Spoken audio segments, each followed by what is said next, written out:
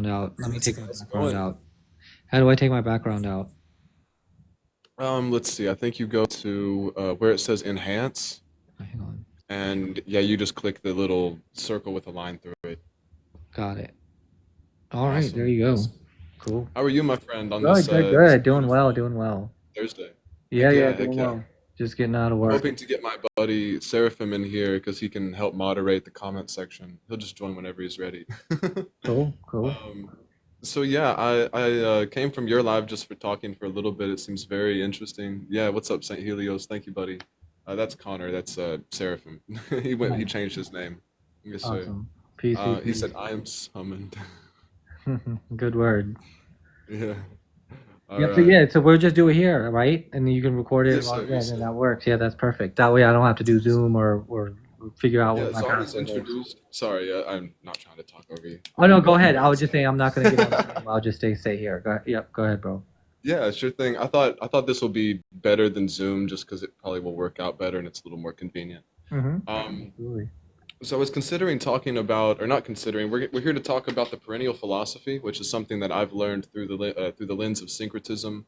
I was taught it many years ago, originally by Santos Bonacci. Even though I wasn't very close, I just studied under his lectures and stuff like that. I Mm-hmm. don't agree with him on all of his points or anything, but I do think he's a very wise man, and he has a lot of good information when it comes to the perennialism and just the magnum opus and the Prisca Theologia, which is another name for it, which means the original Mm-hmm. theology. Yeah.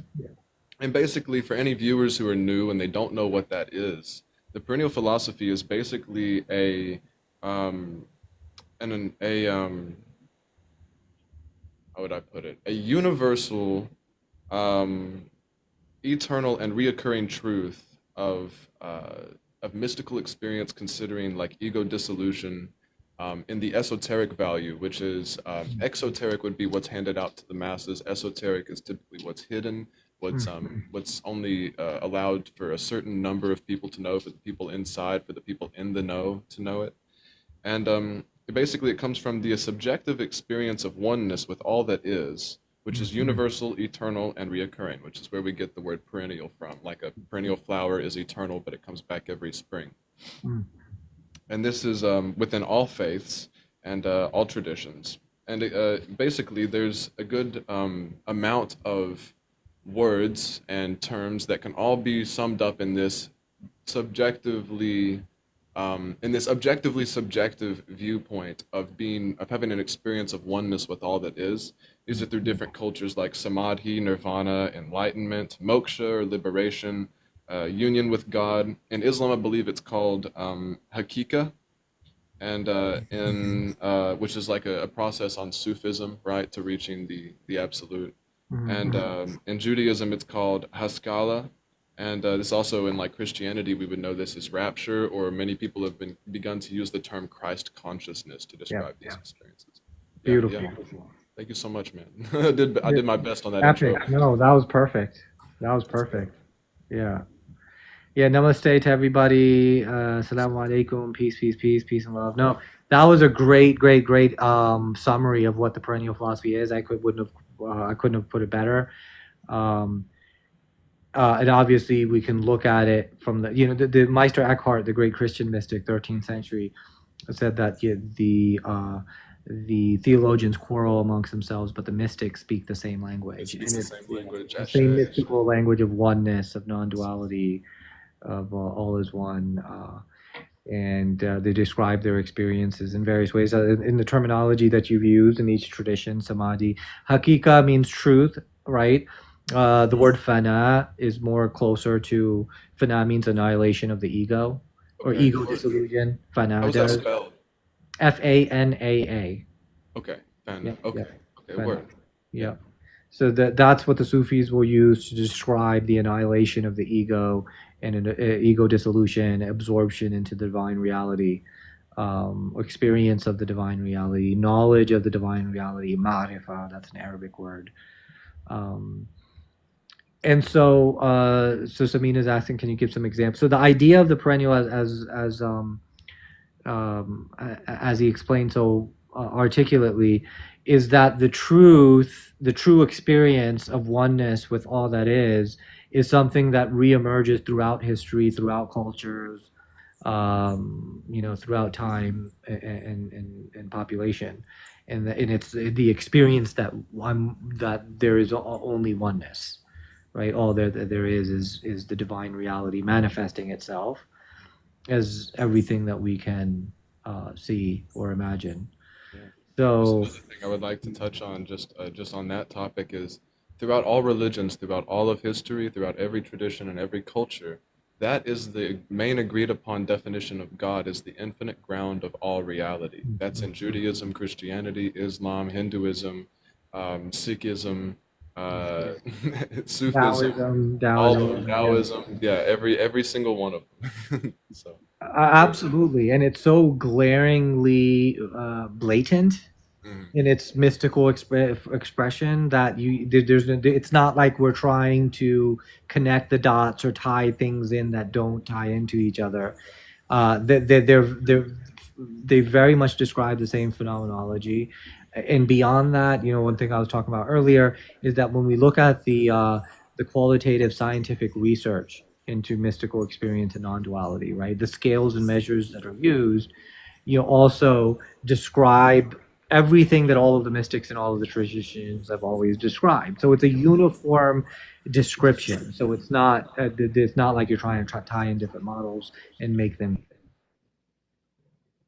So it's not like you're trying to tie in like different models and make them fit. They naturally and organically match. right. It's like the main issue throughout history has been like the organized religion sort of trying to battle, people who have had these sort of awakenings, and sort of because I would say from my perspective, it seems very likely that it was for a power struggle thing. It was to try to keep power, the church attempting to keep power. People like Giordano Bruno, who was burnt at the stake, Meister Eckhart, who we were talking about. I forget what happened to him, but I believe he was excommunicated. Only people like Tertullian, or who was a very, he was a contemplative mystic, and there was others as well, like I think Saint Thomas or Saint Thomas of the Cross, I believe, if I said that. Saint John of the Saint Cross. John of the Saint Cross, John. that's right, Saint John of the Cross, and Teresa of others Avila. who kind of got And away then the with it Teresa of because they Avila. used choice language within where they were at, and they were able to get more away with it than others. But really, yeah, it all boils down to the same thing. And there's a lot of the organized religions that are in play who've wanted to keep their version as a sort of supreme version or whatever in order for control or whatever. I don't know if I'm saying that completely as they're No, conveying you're exactly what totally I on need to. point. Yeah, but Yeah. just for control and trying to keep this information proprietary. It's saying like, oh yeah, well Jesus, a lot of people want to say Jesus was the only way because he said, I'm the way, the truth, and the life. No man gets to the Father except through me. But they fail to Hmm. realize that what he was saying is being the way he is Yeah. being in the way, which is being the way Hmm. the Father wanted him to be, or the Yeah. Father wants you to be as well. Yeah. And in that way, you and the Father are one. So he was talking Yeah. about his mystical experience, and he was saying the I am basically I am. is, yeah, Yeah. the I am. Exactly. Yeah. See, it's easy to take stuff like that and turn it and twist it into making it sound more exclusive because it's Exclusive. easy to Yeah. garner money. It's easier to garner money that way. Easier to garner Mhm. control over people. It's easier to control the narrative that way and keep No people in doubt. line, yeah, and use it that Yeah. way versus No doubt. something that's a subjective experience of morality, which would honestly, if we're lining up morality with like these experiences of ego dissolution, morality comes from the understanding of compassion and empathy within each soul, as we are all each other. Christ said Hmm. to love one another as yourself, and he said the Amen. second is like it, to love the Lord your God with all your heart, soul, mind, and strength. So it's like loving God to love your neighbor, right? Amen. And Amen. we see a lot of times within organized religion, especially early Judaism, and not in all aspects of Judaism. I'm just speaking in the ways that the Gnostics were able to pull from their understandings.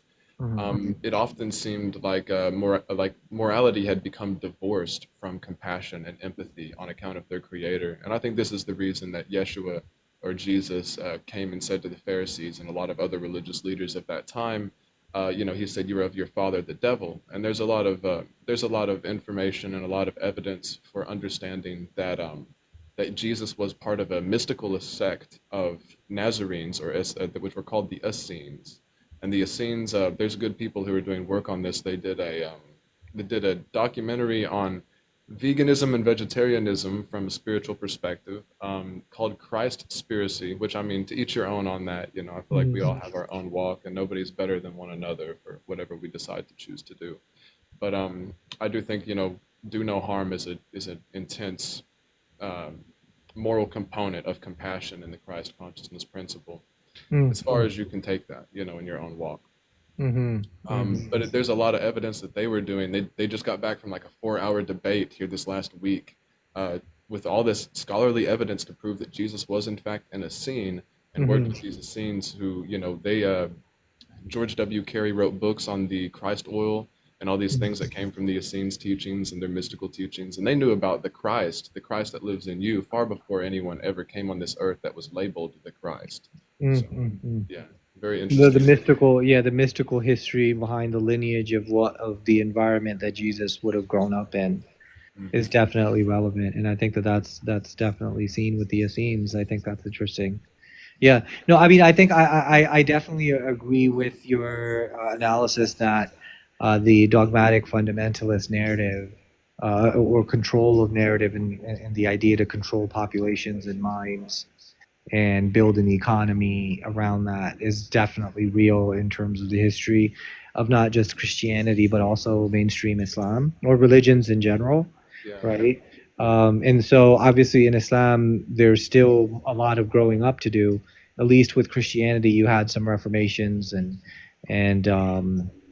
growth Yeah, and there was over a lot of schisms that ultimately all yeah branched off from like the Catholic tradition, and yeah we've got now like what, like 14,000 different denominations of Christianity, yeah and a lot yeah. yeah, But even but they all Catholicism has disagree. evolved. Yep, yep. So, but even Catholicism has evolved. I mean, you look at Pope Francis Mhm.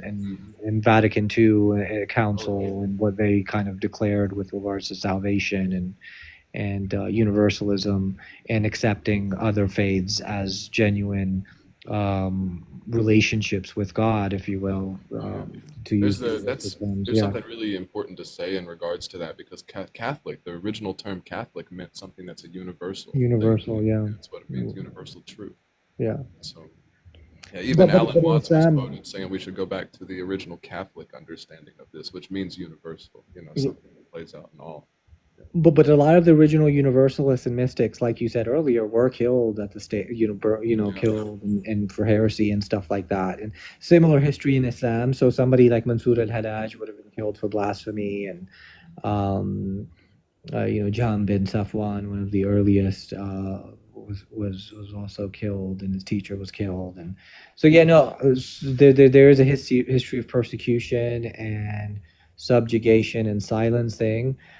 Where you cannot stray from the mainstream narrative, and it's very obvious in Islam. They have what's called takfiring each other, basically calling each other a kafir.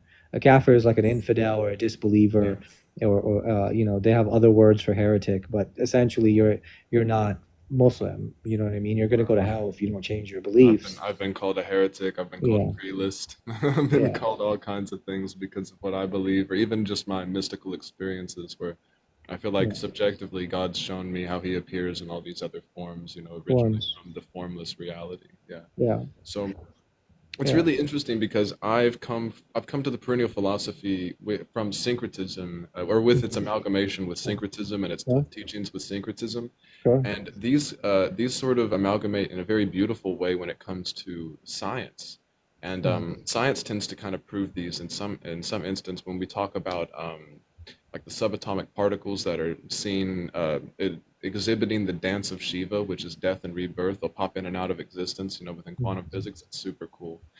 We study a like light wave. A light wave is on off. It's light darkness. It's a Mhm. transverse wave. Essentially, has this dividing line, sort of as if we were to divide the ecliptic by the equator, and Mhm. right in the center of the way that it goes up and down, that would be the understanding of where it would split into darkness and then light. And this these waves you can see if you slow down the frames per second enough with the slow motion camera on the sun. Even you can even see these through photons and the way they exhibit to us. The same way with sound waves. If we were only hearing pure sound from sound waves and not sound silence, like how Alan Watts was describing them, we wouldn't hear any difference between any different notes. There would be no differentiation between them. So Mm, all of what happens in our reality is like day and night. We have mhm, this duality, but also this place of non-duality between the two.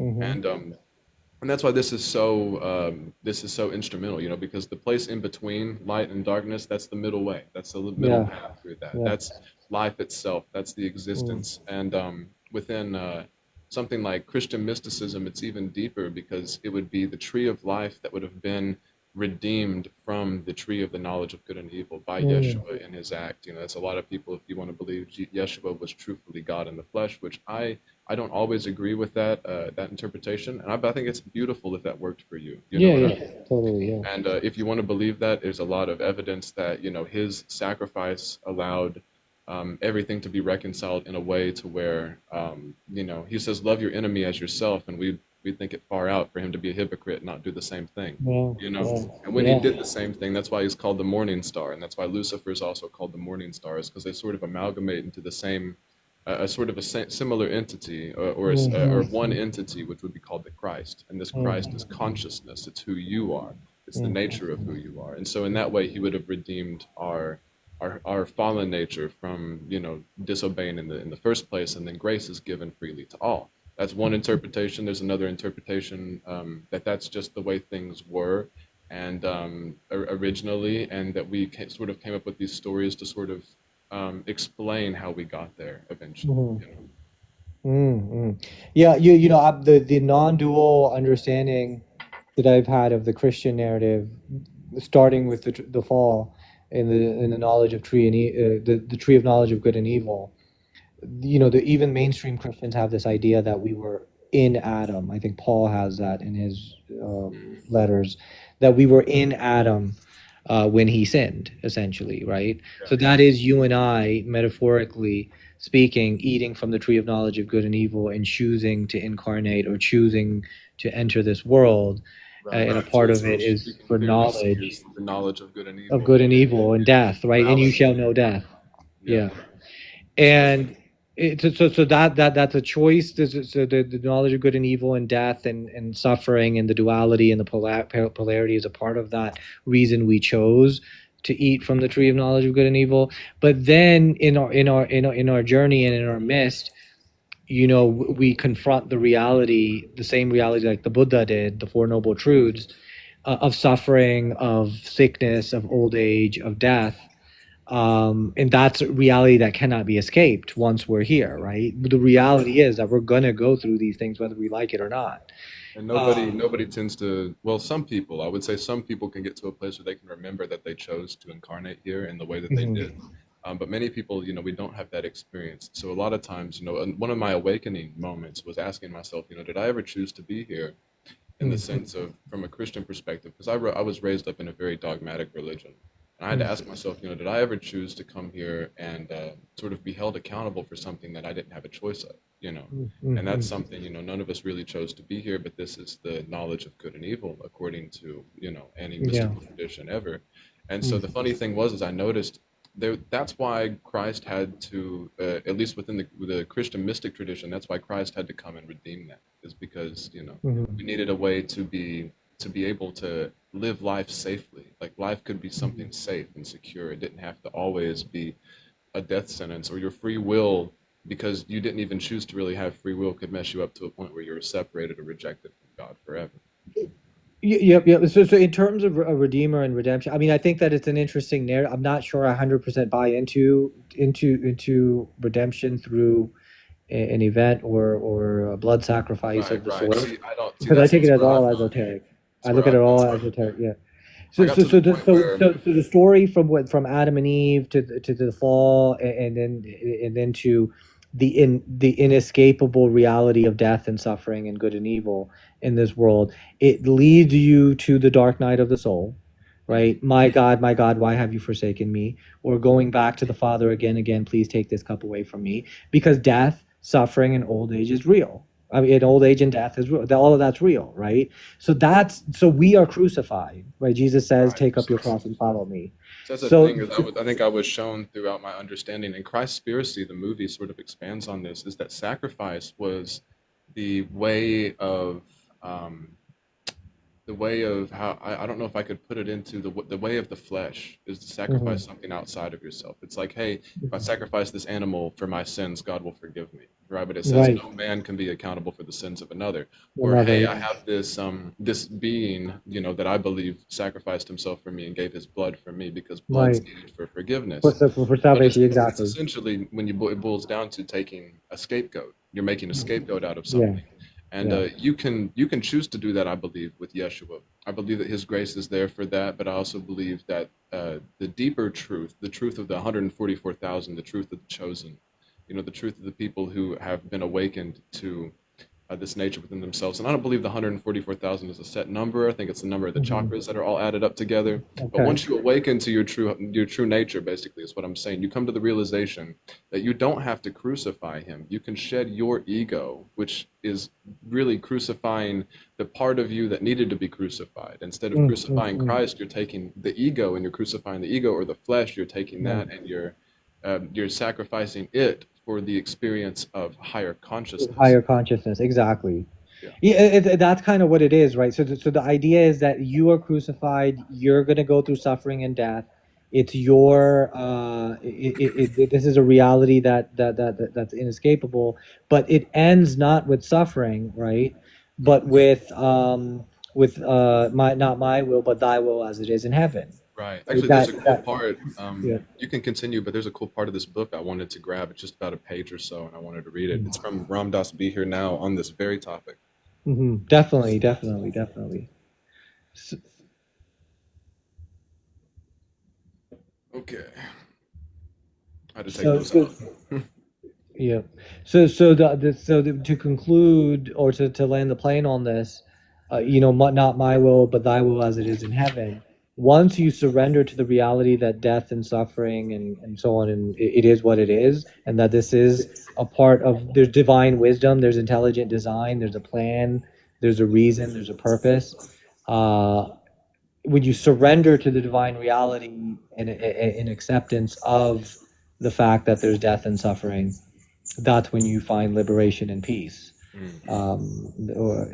And on that you will be resurrected. That's the idea. Surrender and sort of allow your ego to die because your stock has been put in the heavenly treasures, which is the Hmm. higher mind. And so the higher mind is awareness. And so instead of identifying with the body and all of these things and being like, oh, I'm gonna die or I'm sick or I'm suffering, it's more like there is suffering, there is sickness, Yeah, yeah, there is death, but death in it implies life, and life in it implies death. yeah, Therefore, the yeah, two go eternally co together. yeah. And it's like this is what Ram Dass had to say about this. And this has a picture of Jesus on the cross too, which I thought was just perfect for this. And the very first word was surrender. Get that? That's what you had just said. He Mm, said, surrender. What are you giving up? And talking about giving up the ego. A hollow little trip that's good for another 40 years at best. You're giving it up for eternal union, pure energy, and pure light. Because surrender means you no longer die. It's as simple as that. That's what it means. Because the you that lives and dies is you, the ego. And the fear mhm, of death only comes through the brittleness of the ego.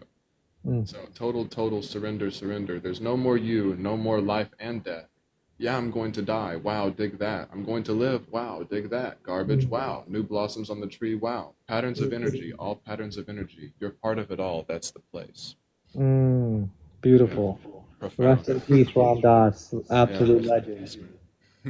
Absolute legend. Yeah, absolute legend, man. I really look up Yeah. to him in a lot of ways, and I Of felt like course. Same. spiritually his guru, Neem Karoli Baba, as I've Mm, gotten um, more deeper into the understandings of what he taught, as well as who he was and his stories, and Hanuman and Ram, and I read the mhm, Ramayana every night here on TikTok. We've been reading five mhm, sagas out of it.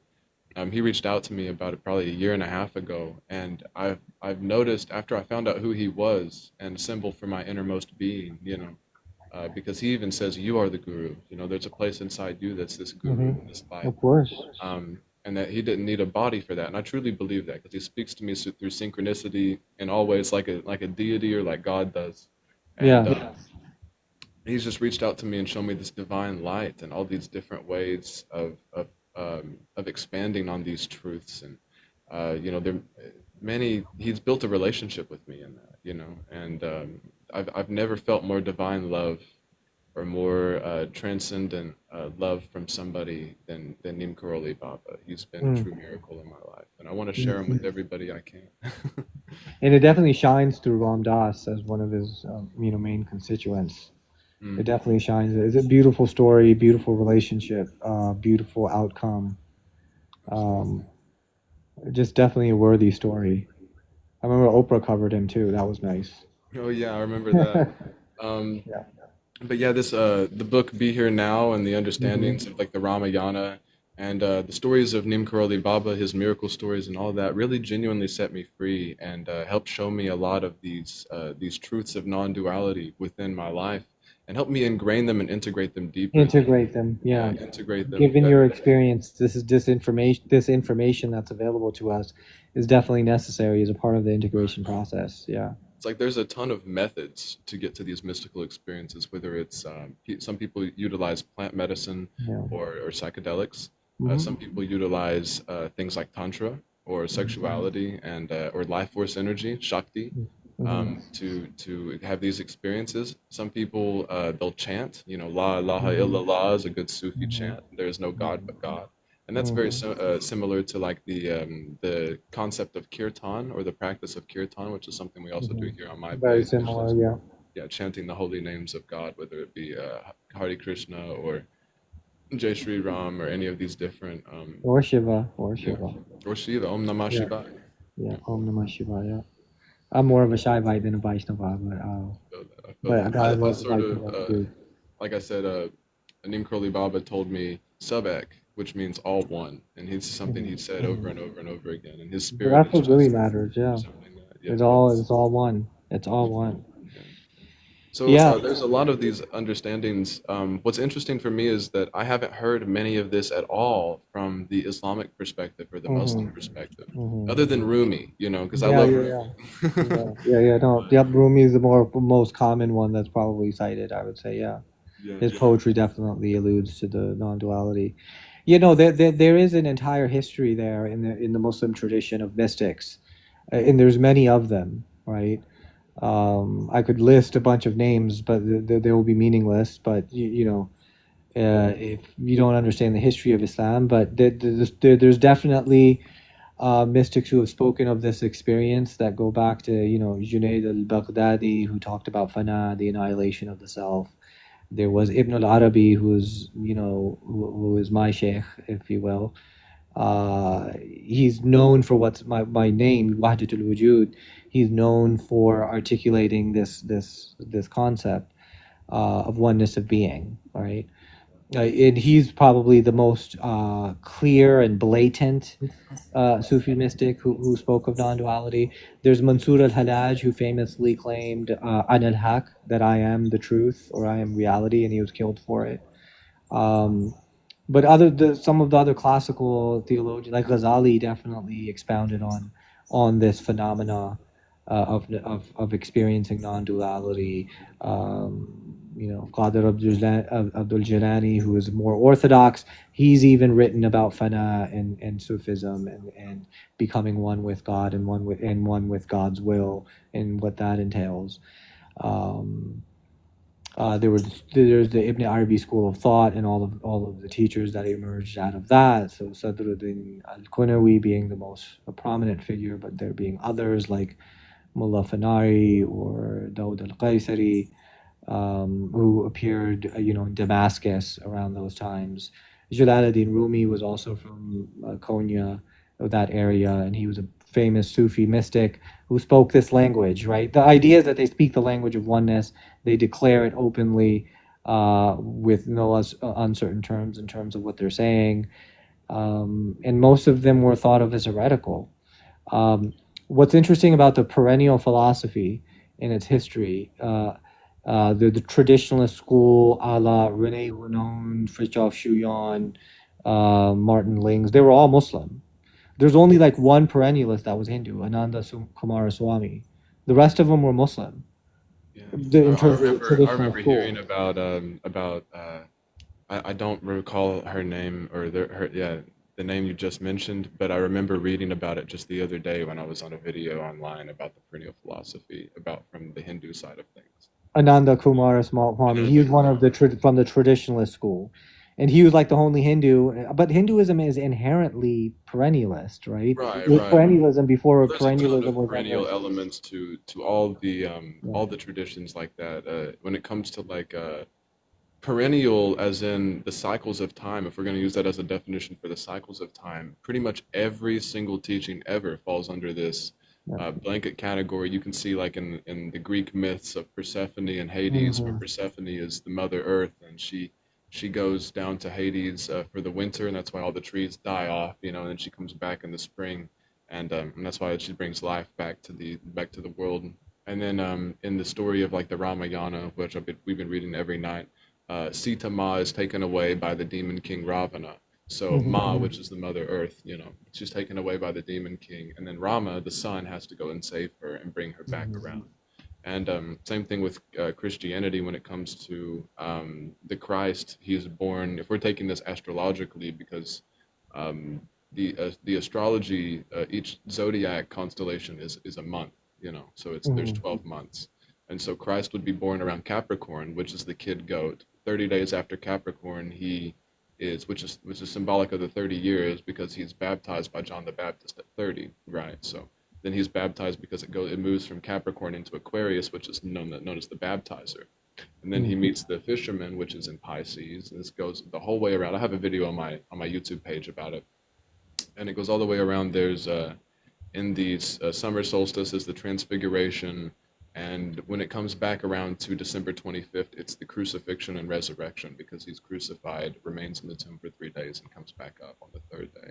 So a lot Hmm. of people say this is where the myth originally came from of Christ. You know, if you're a mythicist, you believe it in Hmm. that sense. If you Yeah, believe yeah, the stars told it first, which is more so in where I fall from, or and absolutely. what yeah, and what understanding I come from. But I also Hmm. believe Christ was a I believe Christ had an experience with cosmic consciousness, and like all these other beings, you know, he was killed for it, you know, and Hmm. in the way that he gave up his life, he didn't die. He lost himself in love because he knew how to transcend the ego, and that's what Beautiful. Neem Karoli Baba said, was that he lost himself in love. And just another thing to mention about Neem Karoli Baba, and when it comes to the Islamic side of things, or like the Muslim side of things, he visited a bunch of Sufis. There was a story where he visited a bunch of Sufis, and I don't know the exact story. I don't know who it was, but they were giving him a hard time because they said, you know, we can't chant in front of a Hindu, you know. Hmm. Hmm. And he said no, all one. And he quoted from all these great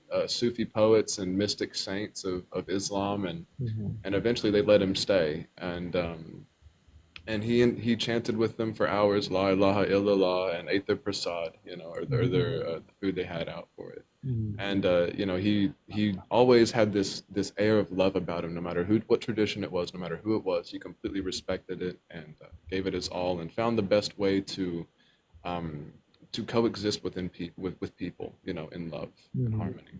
Yeah. Beautiful.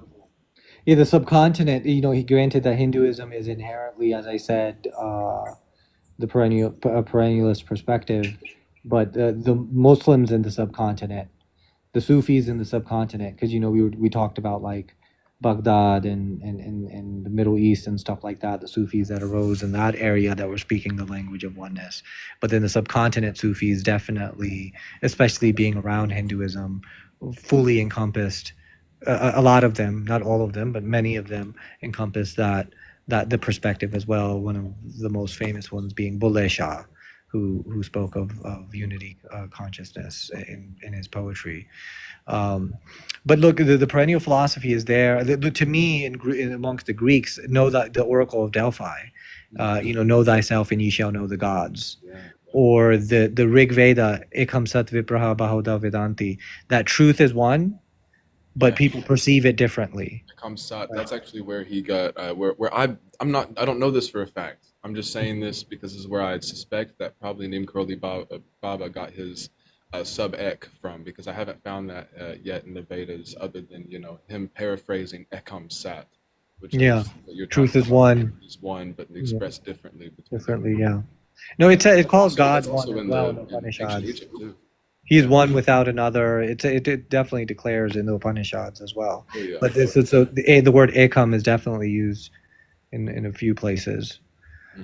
But the ekam, so that truth is one, but people know it differently. Is it alludes to the idea of the perennial truth, right? It's That like it Joseph is, Campbell, know thyself, and you'll know all the gods. And what yeah, did he say? He said, "All the gods, all the heavens, all the hells exist within you." That's what he within said. you, yeah, yeah. Yeah, This is and something as Oracle of Delphi, there's an yeah. ancient Egypt proverb as well that I had forgotten, but it's similar to that. It's like all the Know gods. man, know thyself, something Yeah, along those. So the know thyself is a perennial. yeah, Know thyself, and ye shall know the divine reality, or the gods, or the worlds, or whatever, or all of There was a creation. cool Yeah, thing that yeah. Alan Watts expanded on that within Mahayana Buddhism and said a lot of Hmm. these Mahayana Buddhists, they'll tell you, go find out who you really are, and they say it almost as like a rhetorical kind of thing because they know you can't find what that is, you can't define what that is because the ground of being is infinite. Yeah, So when you're trying to sit there and define self or I, you're like, well, what is this I in me that's talking? Well, it's constructed out of the mind's thought. yeah. So it can't be the awareness which is far beyond the mind's thought. Mhm, And all of mhm. a sudden there you have your freedom. You find that you're not your thoughts. You're not who you think you are. Exactly. You Yeah, are all that is, and your yeah. thoughts are just basically a form of condensing this and Hmm. rationalizing. For Hmm. the sake of you existing and operating in this world, which doesn't mean that we should entirely reject it, but it means that we should integrate it, work with it, attempt to purify it,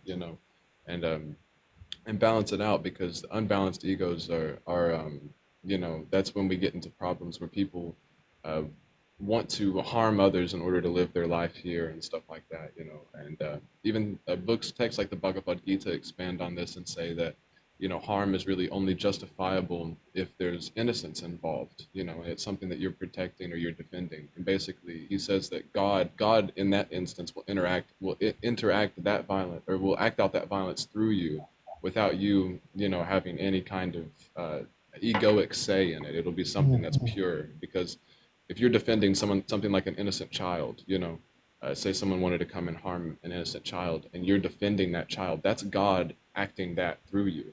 But in a sense where you're like, I don't agree with them, I'm gonna go do whatever for this, that, and the other reason. You're using egoic reasons to do that. Yeah, yeah. Yeah, so it's a little bit it's easier to understand it if you've understood the Bhagavad Gita before as well for anyone else who's listening. But I hope I was able to explain that thoroughly. No, no, no. Absolutely. Yeah. Great, great stuff. Great insight. Great breakdown for sure. But yeah, no. To me, it seems like it's the obvious truth. It's experiential. It's Mhm. intuitive. It's logical. All of those Those of things us who have experienced kind it of lead up to it. ourselves, Yeah, yeah. The yeah, experience. You have to know it yourself. You have to experience it yourself. Yeah. that's why I say it's subjective. I don't I believe that the absolute truth is ultimately subjective and Yeah. it's experienced subjectively. At least that's the way you could put it. The absolute truth is ultimately only experienced subjectively. So we can only describe this absolute truth in the terms from, say, if somebody's looking, it's like in the words of, I believe it was either Sri Ramakrishna or um, or Ramana Maharshi, who said that one could put their hand on a blind man could put their hand on the elephant's trunk or at the Mhm. elephant's foot, and they can describe the elephant in many different ways, but they're still describing the same elephant. Yeah. And in that way, this is what we're describing God, because God is infinite. We're describing it throughout all these different ways and different Ways, kinds languages throughout history. of Yeah. our own subjective experiences, which are honestly they're always colored by the culture we're in. No doubt, no doubt. Yeah, yeah. I would say that God, you could say that God, you experience God subjectively, which is true. I say we would all, the emphasis being that God is subjectivity itself. Yeah, yeah, precisely, Yeah, yeah. precisely. That's why the absolute truth, there is absolute truth, but it's experienced subjectively because God is that ground of subjective Of reality. subjectivity, yeah, Right, yeah, right. yeah. In which all objects arise, yeah, or do dualities or distinctions, yeah. Yeah, Which is idealism, right, in philosophy, that everything is mind dependent or consciousness dependent.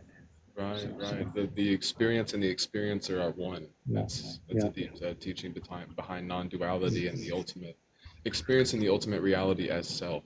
Hmm. Good buddy of mine put it this way. He said, at one point in time, I viewed life as something that was happening to me, And as I've been on the spiritual path, I began to grow to see life happening for me, and then eventually happening as me. And Mm, that's a very liberating perspective to beautiful. experience. I love it. Yeah. I love it. Yeah. So, this language and understanding does exist within the world of Sufism. The philosophers, so the Sufi mystics are different than the philosophers, right? As generally speaking, outside of Islam, even the philosophers and mystics are two categories. Sometimes you have people who can master both. The philosophy and rationality is the masculine, spirituality and mysticism is the feminine. Again, the balancing of the two. I don't think you should have mysticism without rationality, as much as I don't think it's a good idea to have rationality without mysticism. Both are necessary. And so, but the reason why I bring that up in the history of Islam, so you had the mystics talking about this experience that they have in oneness. But what's interesting is that in the history of Islam, the philosophers, right, who are also deemed as heretics for using philosophy, and what they did historically in the history of Islam was they preserved, studied, and expanded on what the Greeks did, Mhm. right? So usually, in the Dark Ages of Christianity, they were trying to suppress and burn and bury the Greeks. Whereas the Muslims, at one point, not the mystics, the philosophers, they preserved and expanded on what the Greeks did. And what the Greeks had was something called Neoplatonism. Are Mhm. you familiar with Neoplatonism? Yeah, I'm familiar with Neoplatonist ideas. I even understand the Ptolemaic model of the universe, even if I don't Mhm. subscribe innately to it. I think Mhm. it's helpful to understand astrotheology from that lens. So, Yeah. But the idea is of emanation from the monad. right, right. The Right. monad, and then there's the dyad, which is the system of duality, the world of red and blue, and that Right. idea. And then the monad is the source from which all of these From which originate, all which the is dualities space. emerge. Yeah. Yeah, yeah. But it's also a oneness model, and emanation is a beautiful concept because rather than, you have the idea of divine simplicity, that God is without parts, or God is not composed metaphysically and with attributes, right? So in Hinduism, Advaita Nirguna Brahman, God without attributes, right? Pure consciousness, Nirguna pure Brahman. existence, right? No distinctions whatsoever, just existence itself, right? Being itself. And that's what we experience in Samadhi and Fana, which is a complete ego dissolution. It's divine simplicity. It's Right. pure God, right? Clear awareness. Um, That's what many people yeah. described Maharaji or Neem Karoli Baba as. They said when they got around him, it was like there's. Ram Dass said it's like there's nobody home. It's like it's That's, just yep. Or pure shunya awareness. in Buddhism, right? Yeah, yeah, yeah. Emptiness. Shunya, yeah. Yeah.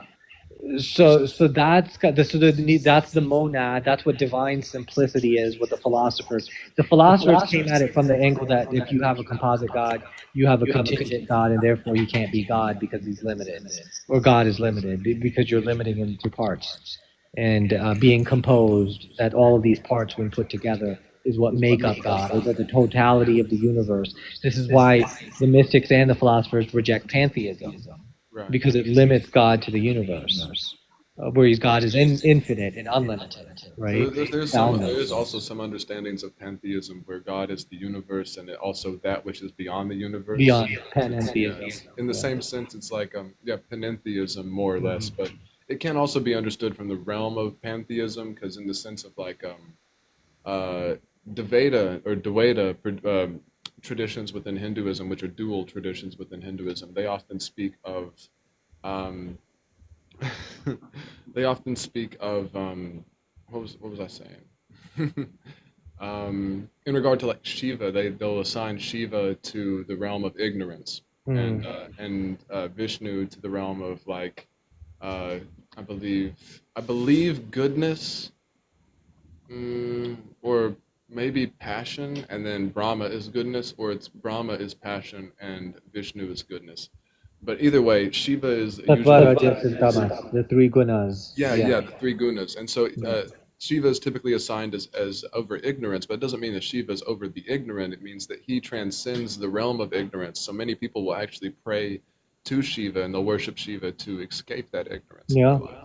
And so, True. in that same way, as Ram Dass would also describe and say that the Divine Mother, being the entire physical plane, is also that which is beyond illusion. It's a deeper, a hermetic understanding would be that the divine mother and the divine father are always within union. The divine father would be that which is beyond the illusion, and the divine mother would be that which is the entire illusion. Mm. Yeah, And Maya is divine feminine yeah, yeah. and traditional Dharma too. Yes, Sanatana Dharma. Yeah. Mhm. Yeah, so I mean, Neoplatonism was a philosophical angle that some of the Muslims, known as the Falsafa, who were preserving the Greeks, they articulated. I think that matches up with the perennial philosophy, which is interesting because Christianity and the Trinity is influenced by Platonism as well, right? The whole idea of emanation and the logos meaning in John 1:1 becomes flesh in classical Hellenistic and Stoic and ancient Greek philosophy, the logos is viewed very similarly. And so before the New Testament was written, as the New Testament was written, the theology that is derived from the New Testament, all influenced by Platonism, Right, right? And so the idea that the persons of the Trinity are that they come from the Father in procession is similar to the idea of emanation of the first intellect and the universal soul. And to understand the Neoplatonic model of divine simplicity, the first intellect, and the universal soul is to compare it to ourselves as above, so below. So there's consciousness, which is God or divine simplicity or that which is without attributes, it's pure existence. Then there's the mind. In a cosmic sense, there's the divine intellect. And in the divine intellect are all the Platonic forms and all the worlds and all of the archetypes, and then there's the universal soul, which emanates the physical world, right, and all of the worlds that we know. So similar to us, that we are consciousness, mind, and body, right? We are God, we are our own intellect, and then there's the physical form. And what we realize in Neti Neti or Via Negativa in Neoplatonism, we are not the body, we are not the mind, but we are consciousness. So same thing with Neoplatonism, right? Divinity is not technically not the universal soul, not the first intellect, meaning the mind of God and all of the Platonic forms, but it's pure consciousness. But In the same way we that could the still say that all of Gene. it's a manifestation of God. So in our language, we wouldn't say that the universe is God in that in some type of a literal sense, but rather the universe is a manifestation of It's a God. manifestation. Yeah, that all Yeah, of it is yeah, part and parcel. Yeah, that's a yeah. good way of understanding it. There's But another teaching, I believe. I don't remember who said this, but it so not was a part, just to be Sanskrit. clear. Yeah, We yeah, avoid that word part with the passion. We stay away from the word part with a 10-foot pole. God is not made of parts right. because I that would say violates in the divine sense of simplicity. there's this is why I was bringing it up. I recently sat with the teaching, and I don't remember who said it. I don't think it was Adi Shankara or Adi Shankaracharya. But it may have been. I don't think it was Chaitanya. But it came. What is it? It's Achinta Beta Abeta Tattva, which means Yeah, simultaneously one and different. So it's like and yeah.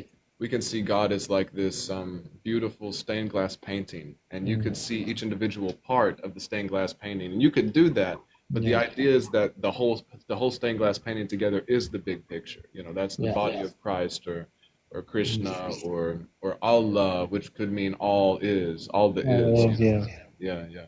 yeah. And so In Sufism, we have the same concept. Ibn Arabi talked about huwa la huwa. God is but is not in terms yeah, of creation. Yeah, it's almost like you could take the idea that hey, each drop of the ocean is part of a wave, which is part of yeah, the bigger ocean, right? Or you yeah. could sit there and try to separate each individual particle and look at it with a magnifying Exactly. glass and be like, look at this. But it's much more helpful from the idea, the understanding of enlightenment to view it as all one, you know, because Yeah, that is the experience of enlightenment. And the yeah. more you try to put that experience of enlightenment and bring it back into duality, you're going to lose it because that's not the experience of enlightenment. The experience of enlightenment directly comes from non duality. Beautiful, beautiful. Yeah, yeah. But yeah, no. So we have the same. The dharmic concept is very similar to Ibn Arabi's concept of is but not. You know what I mean? Yeah. Fundamentally, it's the ground of being in which awe arises. The Hindu Swami Sarva Kriyananda, who's an Advaitin, very famous, He said, I Prabhavananda or Sarva Priyananda.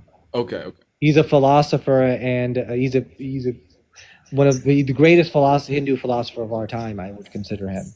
Okay, word. Sarva Priyananda, if you haven't heard of him. Puyananda. How do Um, you spell that? Sarva is Sarva.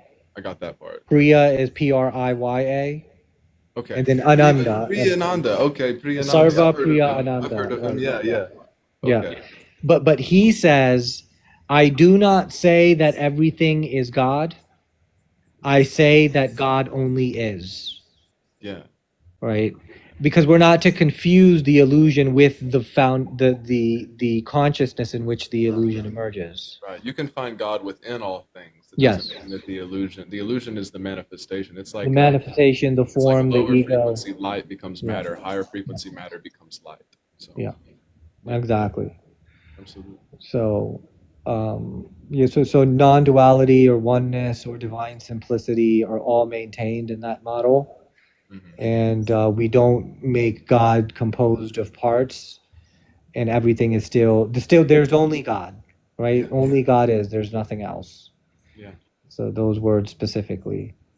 Um, but we're fine with pantheistic terminology. Just use it metaphorically. I'm God. Everything is God. The universe is God. But It's like but I see you are yeah, that or you are I am that. Yeah. which is yeah. Well, Yeah, that also relates to the logos, the concept of the logos, which is it's closer to the understanding of the Tao, which is like the mhm, way, or the Dharma. Dharma also mhm, means way, and mhm. so Sanantan Dharma actually means the eternal way. So Eternal yeah, primordial. Yeah. Christ is saying, "I am the way." He's saying he's following the way, the Yep. eternal way that's been there Yep. throughout all of history, and it's innately written within the cycles of time. Mhm. Yeah, which is perennial, the Mhm. perennialism. So it all again cycles back around. It all matches. Yeah. You mentioned the Tao. The Tao Te Ching says, and this is divine simplicity at its finest, Oh meaning yeah, the God that transcends and is beyond, is the Tao that can be named is not the eternal Tao. right, right. Right. So it Right. differentiates. The moment you label it, you're at an Yeah. individual place. Yeah. So transcendent and immanent, essentially, right? Yes. Transcendent and immanent, essentially, both. And so, yeah, yeah. And all Very of the good. mystics have understood this. Yeah, the philosophers who are enlightened also understand this. Yeah, yeah. So, Absolutely. No, I mean, I know where I claim to be enlightened, but I will say I've yeah, had a me few neither. Me neither. experiences of Yeah, Christ consciousness that I'm yeah, still working on integrating, and I always am going yeah. to be using Same. this to integrate. But they have given me a perspective that gave me the ability, uh, even if it's not as strong in my daily waking life as much as I would like it to be yet, it's given Yes. me times where, for periods of months, I would look at everybody and see the divine in their eyes. And Beautiful. apart from any thoughts or previous, it helped heal religious trauma for me that I Mm, had suffered for decades. me too. And yeah, and so like experiencing the divine in everyone else's eyes, I think that's what Christ saw, and I think that's Beautiful. what Buddha saw, and Yeah, Krishna and Rama, and that's the mm, reason they were so righteous and they loved everyone so much, and they taught that. yeah. Yeah, 100%. 100%. 100%. Like big Yeah. beings like Ramakrishna, Ramana Maharshi, Vivekananda, Mm-hmm. Swami Sri Yukteswar, Mm-hmm. Lahiri Mahasaya, and Babaji, Mm-hmm. that whole group, Yogananda, Mm-hmm. all of these great beings, they and the Sufi mystics like Rumi and the ones you mentioned, who if you don't mind, I would like you to actually send those to me in like a DM. Yeah, definitely. Yeah, just so I can And add I them in the have a lot of description. content up about them as well. Yeah, That could help, and then I can give check you this the guy pass out. along these names and stuff like yeah. But no, it's 100% the same language, and it's really amazing and eye opening to see that. And then if you have your own experience, uh, with regards from whatever method you were blessed with that experience, then you put it all together and it all makes sense. And it's clear as day. But no, I'm a work. We're all works in progress. I definitely don't claim to be enlightened either. I think what plant medicine does is that they give you in Sufism. They make a distinction between hal and makam, Hmm. right? So hal is a fleeting experience. And a makam is a stationary reality for your psyche. in your being, right? So a makam is like a plant medicine experience where you see the reality, the truth, and you realize how much work you have to do to Yeah. maintain that as a makam, as a station. Right, Yeah, right. It shows you that it's almost like a form of yoga, and that's what I yeah, truly believe is that you can use plant medicine substances as a way to have you get a glimpse. yoking yourself with God, Yeah, a oneness experience with God. And this is it teaches you, yeah, like you said, it's sort of like each time you come down, you realize that there's a difference between this level of, it's like Ram Dass said, you want to get high for like your first 10 million incarnations or so, and then you reach this funny place where you're just trying to clear out what's keeping you down so that you're always high and yeah, in that way. And that's what we're talking about ego dissolution, because it's a practice within your modern day of life. It's not just, hey, I've taken mushrooms, or I've done DMT, yeah. or something, and oh, I'm enlightened, I'm a No, guru or it doesn't something. work that No, way. no, Yeah, not that way at all. Now, yeah, for the moment, you might have been experiencing a state of consciousness that was so profound, it may have been a temporary experience of enlightenment for you, yeah. and you can integrate that for sure, but Integrate. it's very hard to do that just from one experience. Mm, But you of can course. use them that way. There's some stuff in the Be Here Now book where Maharaji said these medicines are useful if you're in a cool environment with your mind turned towards God, because there's some people who would take them and use them recreationally or whatever. Yeah, Which yeah. I'm not saying you can't do that, but I'm also saying that if you're wanting the real benefit from these, is like a mystical experience and this oneness and absorbing yourself into that and attempting to learn and integrate that, you use them with your mind pointed towards God. It's like dhikr. It's like Yeah. the Sufi or even just regularly Islamic practice of dhikr, which is remembering God. And that's simple to say even for meditation, um, when it comes to like the Dharma and all of that, is because that's really what they do is they sit there and they think about God. They sit and they focus the mind on God and all that is, and And through they lose that they themselves come. into that. They lose Yeah, themselves into because that. what you focus on expands. If I want to sit here and focus, even if I'm not looking at my hands, my awareness of my hands grows immensely, or of my feet, Exactly. Yeah. and almost to the point where almost nothing else can exist if you want it to Yeah. be that way. Well, that's the Yeah. idea of dhikr, or remembrance of God, Or mindfulness. yeah, or mindfulness. Yeah, right. Because it really is just a practice of mindfulness. It's Yeah, just different losing labels. yourself into the breath, right? So Yeah, yeah. anything, even if I'm watching the television, let's say I'm watching a movie, I lose all my whole life disappears, the surrounding, the Yeah, environment, yeah. everything. I'm Precisely. absorbed into the storyline of the movie. Precisely. If I'm reading a book, I'm absorbed into that book. Or if I'm Precisely. knitting, I'm absorbed into that knitting, right, type of situation. Anything that's repetitive, you can lose yourself into it. And to lose yourself into the divine, that's it's the same mindfulness or dhikr concept, but And it into grows the highest awareness. reality. Yeah. And it grows awareness because God, like we were speaking, God is infinite. So if Mm. you're having, like, you can easily put your awareness on something that's finite, but when you bring your awareness to something that's infinite, what happens innately is that your awareness is going to grow. Mm, It's mm, gonna mm. it's gonna ascend. You're gonna gain awareness. Yeah, gain Yeah. consciousness. Expand. Yeah. Totally. Expanding consciousness. That's a good way to put it.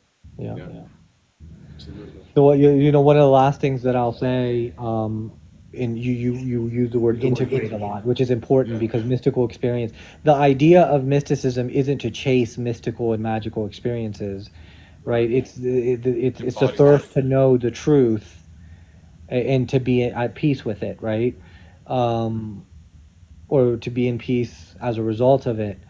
And so the word integration in Sufism, we have the idea of fana, the word that I introduced earlier, and it has to always go along with baka, right? So fana is annihilation of the ego, and then baka is you returning to the body and the mind, and then trying to integrate that experience into everyday life. It's like the idea of a bodhisattva who, Mm, they'll go out beyond the beyond, as it says, Gate, Parasamagate, Bodhiswaha. And then mm, they come back from these enlightening experiences for the pure purpose of serving other people and eliminating suffering so that they can get to those experiences for themselves. Yeah, Beautiful. yeah. So yeah, man, it's universal, it's perennial, it is this mystical language is the same. I won't say that religious dogma is the same, but No, I no. will It's say all the the mystical, mystics speak the same yeah, language, but language. everybody else can disagree in like the Yeah, terms of yeah, oh there's one God or oh there's multiple gods and or no really even God, or yeah, Hinduism, yeah, or no God like in yeah. Buddhism. But even in Hinduism they'll tell you that oop, what dropped to my but even in Hinduism they'll tell you that like God, all the different gods they have are ultimately the one Oh, one, reality the one manifesting in manifesting different itself in a ways. different way. Yeah, Right, right, right. it's Just like we so. all are, yeah, including according to the Vedas, we all are all We all are incarnations of manifesting. this Yeah, God. Yeah. 100%. No, it makes logical sense. It's logically consistent, logically coherent, logically possible, experientially evident and known, evidential and known. And so quite powerful to anyone who's seeking truth, for Yes, sure. sir. Yes, sir. Well, I want to thank you so much for coming on here and giving us the Sufi and the Islamic mystic side of things when it comes to the perennial philosophy. This has been amazing, man. I hope we have a lot more conversations after this. Yeah. Oh, most definitely. Yeah, no, we came across each other's feed. That's pretty awesome. And so I'm sure that this will be the first of many future conversations. We have to spread the light and the love and the knowledge and the perspective to help the world evolve to what it's going to be in the future. Even though it's an illusion, I do think that there's an evolutionary trajectory or cyclical Right, right. trajectory, I think we're right? here to become godlike. You know, we're Yeah, in love and in nature of each other. yeah, You yeah. know, so the It's all more going somewhere. we learn from our mistakes, and by being here in this light and darkness world, it's a school, and so we Yeah, learn from the darkness in order to embody the light. Yeah. yeah. One last Beautiful. thing I want to touch on before we wrap up here is I've noticed the only really opposition to the perennial philosophy in terms of, well, at least Islam, when I was looking up some stuff the other day before our talk. And Mm. a lot of people want to, you know, I've approached this topic in terms of Christianity because a lot of people want to say that the Bible is inherently flawless or it's an innate, you know, truth or whatever. Mm. I don't hold to that because there's a lot of flaws I can find in the Bible, a lot of contradictions and things like that. Mm. Same thing with the Vedas. Same thing with the Buddhist Tripitakas. You know, and any other text someone really wants to claim is divine. I think that when you are speaking, or an artist or a medium sort of channels the divine through these different devices. You know, I'm speaking to you through a sound system, right? And you Mhm. can hear me, but there's obviously going to be distortion that comes through the sound system I'm speaking in. You know, so if Mhm. I like, I don't know. I was gonna see if I could like I could turn up the echo. So like there's a Mhm. distortion there. You know what I mean? Yeah. And if there wasn't that distortion there, it would, you know, you would have the clear understanding of me. I think all these books, all these texts, all these cultures are, you know, another dualistic medium, sort of like the sound system that can distort what the original truth's saying. But I think there is truth to all of them. I was wondering if you had any insights or anything to add on the perspective that the Quran may not be entirely infallible, or you know. Oh, yeah. I mean, I look at it from outside of this lens of preservation and fallible versus infallible in the sense that I'm a necessitarian. And a necessitarian is someone who takes the perspective that everything that unfolds is exactly what is supposed to unfold, how Uh, it's supposed to unfold, right? I believe So the that as well. so-called Divine timing. Yep. So the so-called fabrications, corruptions, shortcomings of ancient scriptures, I don't care. I think that the religions have served a historical purpose that they were supposed to serve, and that ultimately, And even through those imperfections, we learn from yeah. them. I guess sort of like saying, do you, like you agree that there were imperfections in the Quran and stuff like that that we're gonna have to move past, or Yeah, I mean, perfect I imperfections. We can don't, say yeah, I don't perfect know because I think it requires interpretation. I don't know because I would say that it requires interpretation. I think that whatever Muhammad received in his mind was what was supposed to be, right. right? Even if there are imperfections or things that are wrong and infallible, I think that that's what they were supposed to be. And I'm the type of person who wants to take the spirit of the letter rather than the letter, the text rather than the letter Yeah, yeah. because they were living in ancient times, bro. When people were there were tribal warfare and paganism and limitations in terms of knowledge, perspective, technology, and so I see. But rather than them looking at fallibility, I look at it as limitation, right?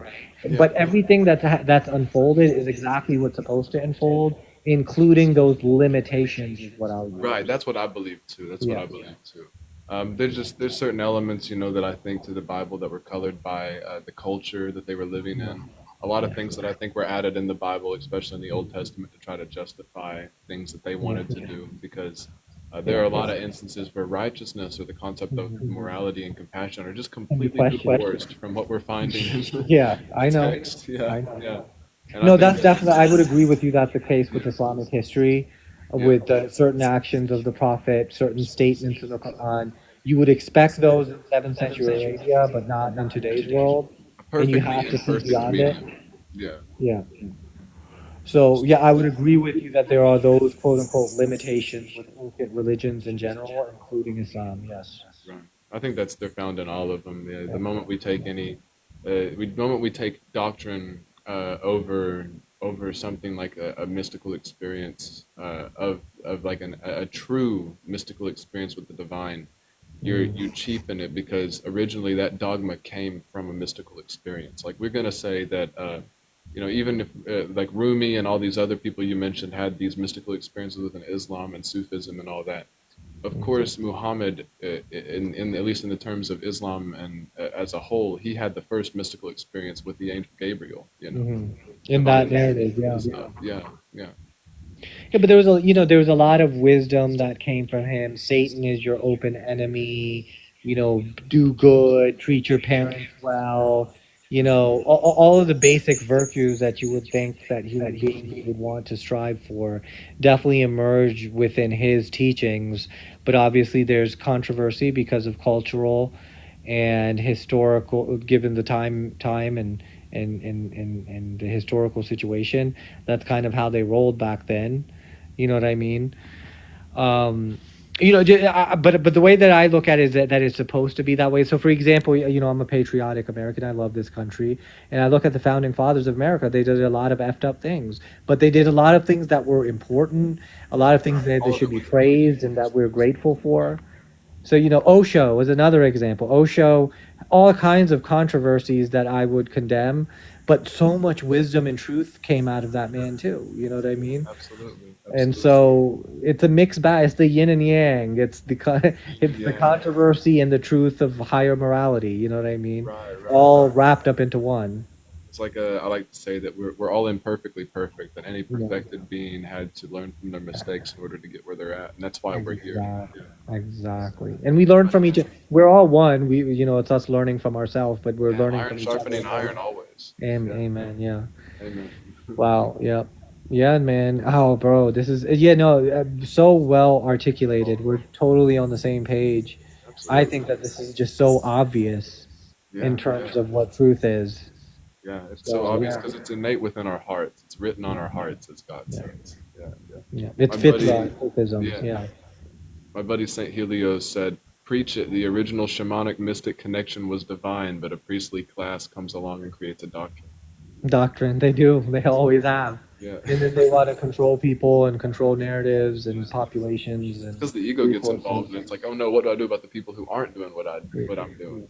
Yeah, I yeah, think the wisest way there, instead of trying to police or control other people, is to be the change yourself.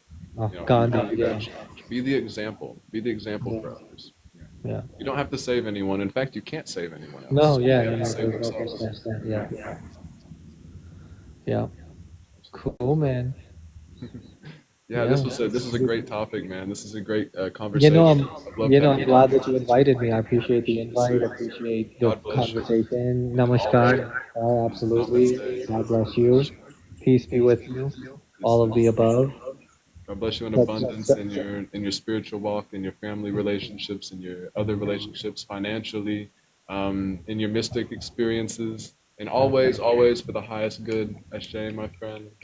thank you, brother. I appreciate the positive vibes. I sense Absolutely, brother. vibes of love and light and positive energy towards you as well. May Absolutely, we continue to absolutely. grow and contribute in whatever way that God wants us to contribute. Absolutely. I'd love to have you on here again sometime just to Definitely. Just hit me up. re-expand on this or just keep going with the topic or just even Yeah. if I hop on your live as a guest or something, Of this will be course, fun to always, revisit. always, always. Yes, Yes. sir. Yes, sir. Peace and love. Peace See, and I'm love. gonna go. I'm Namaskar. gonna hop off here for about 5 minutes, and then I'm gonna come right back and to read the Ramayan, which we've been doing every night. It's Valmiki's Ramayan. If you guys, if you want to tune in, or anyone else who's listening right now wants to tune in and sing a little bit of kirtan with us, and maybe read some Ramayan, just yeah, I'll be right You back know, in I about love the 5 minutes. kirtan, and I've seen some of your videos doing the kirtan. Thank you so So much, man. It's definitely, I something love I it. felt very called to do. I had Yeah, someone tell me I sound like Krishna Das, which is too Krishna. I much love of an Krishna honor Das. for me. His, I because love Krishna Das, his but Om Namah Shivaya is my favorite. oh, I love it. I love it. There's Yeah, one he did with the Jungle Baba that was recorded by Dakota Went. If you watch Dakota Went on I love YouTube, Dakota Wade. I Yeah, love Dakota, man. yeah, great guy. And he did an Om Namah Shivaya with him. He's got the kartals, just like I think he has one in both hands and like the little symbols or whatever. And he's just chanting. I'm like, man, I love I it. need I some of love it. those. It's Yep, beautiful. yep, yep, Yes, sir. Yes, sir. yep. All right, cool, bro. Peace and Well, love, brother. yeah, peace and love. Take care. See you as well. Thank you so much for coming on. Very grateful for this whole conversation and everything that we've been able to talk about. Is it cool with you if we post this on YouTube after? Oh, totally. Do your thing, bro. Awesome, Do your awesome. thing. I'll edit it up a little bit and it'll be posted over there in case you guys want to see the whole thing. It was a very Sounds great good. conversation. Thank you so much again, my friend. Peace, I'll peace, catch you peace, next peace. time. Peace and love. See. Heck yeah. Thank you so much for tuning in, Beersheba, St. Helios, everyone. We got Incognito in here. I'm going to be back in less than 5 minutes. I'm just going to go and wrap things up, try to download this, or I'll wait until afterwards and I'll just come back on. I got to change the name for it because we have it right now under the perennial philosophy in Islam, and I'm going to change it back to reading the Ramayana and then putting back in the About Me info correctly. But we'll be right back. So.